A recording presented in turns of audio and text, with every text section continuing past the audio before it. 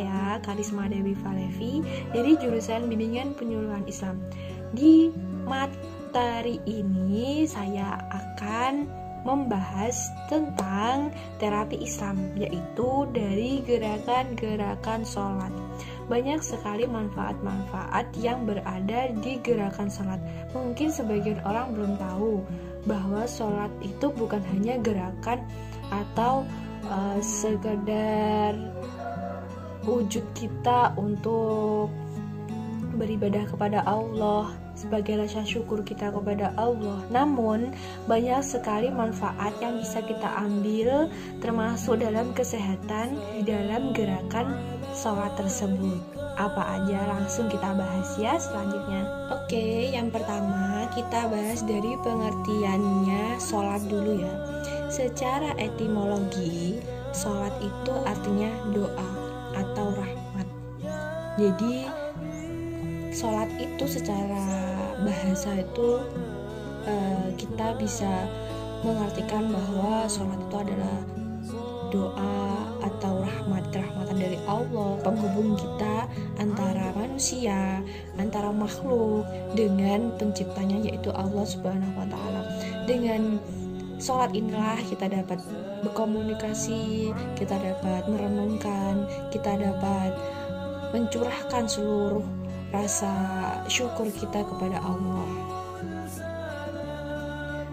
Dan secara terminologi, sholat itu adalah suatu perbuatan atau suatu ibadah yang dilakukan terdiri dari suatu ucapan dan gerakan yang diawali dengan takbiratul ihram dan diakhiri dengan salam. Pasti teman-teman sudah tahu kan ya. Jadi ada beberapa ucapan dan gerakan ataupun perbuatan yang dilakukan di dalam sholat yang diawali dari takbiratul ihram, yaitu mengangkat tangan, kedua tangan di sini, dan diakhiri dengan salam. Assalamualaikum warahmatullahi wabarakatuh. Assalamualaikum warahmatullahi wabarakatuh. Perlu kalian ketahui bahwa nantinya di yaumul qiyamah ada ibadah yang pertama kali dihisab oleh Allah Subhanahu wa taala, yaitu adalah sholat. Mengapa demikian? Kenapa sholat itu dipertanyakan? Kenapa sholat itu adalah ibadah yang pertama kali dihisab oleh Allah? Ialah, dan bagaimana sih kita bisa berhubungan dengan Allah gitu ya? Dengan cara kita melakukan dengan gerakan, dengan niat kita juga karena Allah pastinya. Dan sholat tersebut adalah cara kita untuk berkomunikasi dengan Allah.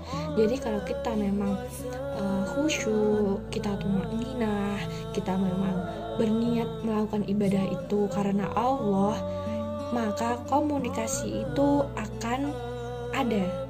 Jadi penghubung antara kita dengan Allah itu pasti akan ada dan akan kita rasakan manfaatnya. Lanjut ya. Sekarang kita akan membahas tentang anatomi gerakan sholat dan manfaatnya. Yang pertama yaitu takbiratul ihram. Yaitu apa sih manfaatnya takbiratul ihram itu?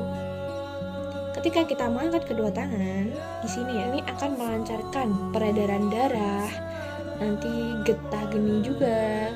Terus saat kedua tangan yang tadi diangkat, otot bahu akan meregangkan sehingga aliran darah kaya dengan oksigen, menjadikan lancar saat kedua tangan disedekapkan gini ya, disedekapkan.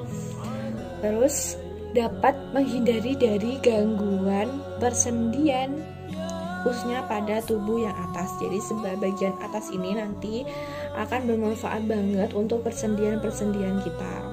Yang kedua yaitu ruku. Apa sih manfaatnya dari ruku itu? Yaitu mencegah penyakit tulang belakang yaitu osteoporosis. Nah ini juga termasuk untuk yang sudah lansia ya, termasuk untuk lansia yang sudah berumur itu sangat bagus banget kalau memang dilakukan dengan cara yang benar. Itu akan mencegah penyakit osteoporosis. Terus ketika tangan ditumpukan kepada lutut, dan manfaatnya ketika tangan bertumpu pada lutut berfungsi sebagai relaksasi bagi otot-otot bahu hingga bawah. Ruku juga merupakan latihan kemih untuk mencegah gangguan prostat. Itu untuk laki-laki, sangat bermanfaat sekali ya. Selanjutnya yaitu sujud. Manfaatnya sujud apa sih? Yaitu manfaatnya dapat memaksimalkan aliran darah dan juga sebagai oksigen ke otak. Berarti sebagai saluran oksigen ke otak dan mencegah tersumbatnya pembuluh darah di jantung dan juga dapat memompa getah bening kelenjar. Jadi kelenjar getah bening bisa dibilang itu. Ketika bagian wanita yang sedang sujud itu dapat menyuburkan dan memberikan kesehatan bagi organ kewanitaan serta mempermudah proses persalinan untuk ibu-ibu hamil, untuk wanita-wanita yang sedang hamil, dan menghindari posisi bayi sungsang.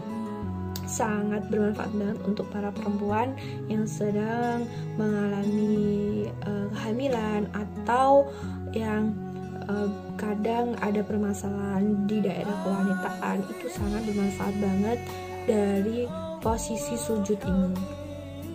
Duduk tasyahud awal dapat mengaktifkan kelenjar keringat yang dapat mencegah pengapuran dan osteoporosis. Jadi pengapuran dari tulang-tulang itu mencegahnya, dapat mencegah pengapuran dan osteoporosis tadi juga.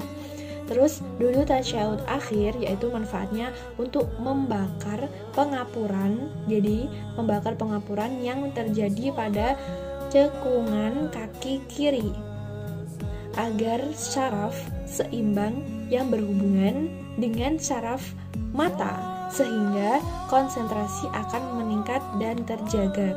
Jadi ini ketika duduk tasyahud akhir itu juga bermanfaat bagi mata. Kan saluran mata itu kan berada di kaki.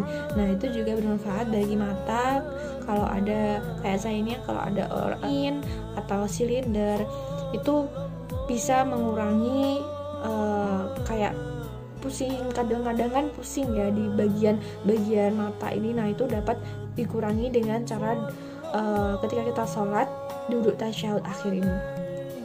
Terus yang terakhir yaitu gerakan salam ke kanan dan ke kiri, membuat urat leher menjadi tertarik, dan ketika itu terjadi kelenturan. Jadi kayak gini ya, ini terjadi kelenturan, itu kan ditarik, jadi tarik ke kanan terus ditarik lagi ke kiri. Nah, ini nanti akan menjadi leher kita itu lentur dan membuat urat leher ini menjadi rileks dan melancarkan aliran darah ke kepala ini.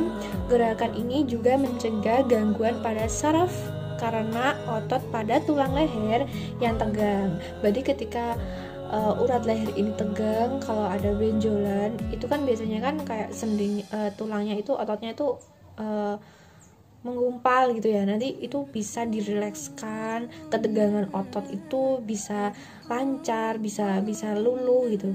Terus lagi mencegah sakit kepala dan dapat membuat kita ini yang khususnya para wanita-wanita ya, wajah ini terlihat sangat kencang, terkencang sekali.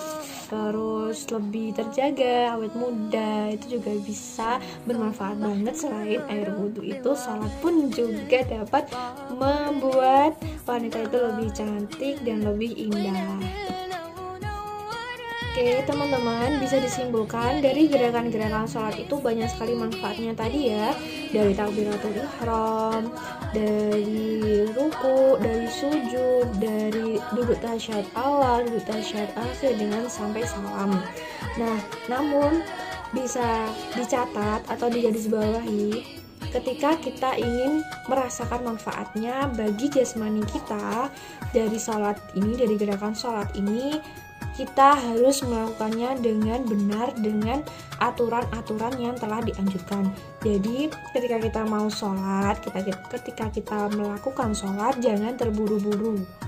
Niatkan, fokuskan, khusyukkan dengan lafal-lafal Allah yang benar, dan jangan terburu-buru. Pasti nanti sekitar 30 hari ketika kita melakukan sholat satu hari selama 5 kali ataupun lebih, manfaatnya akan sangat muncul dan kita rasakan. Bukan hanya dari tubuh saja yang kita rasakan, namun nanti kita akan lebih tenang, pikiran kita lebih fresh, lebih terjaga gitu ya. Jadi lebih merasa bahwa kita itu memang sehat bener.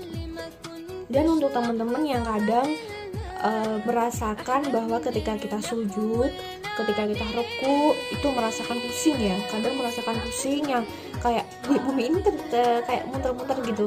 Nah itu jangan dihentikan. Jadi gerakan sholat itu jangan dihentikan, nanti malah itu membuat statement atau sebagai alasan bahwa ya udah, ketika aku memang melakukan gerakan sujud itu sangat pusing, aku melakukannya dengan cara sholat dengan duduk, dengan berbaring, dengan terlentang. Itu jangan ya.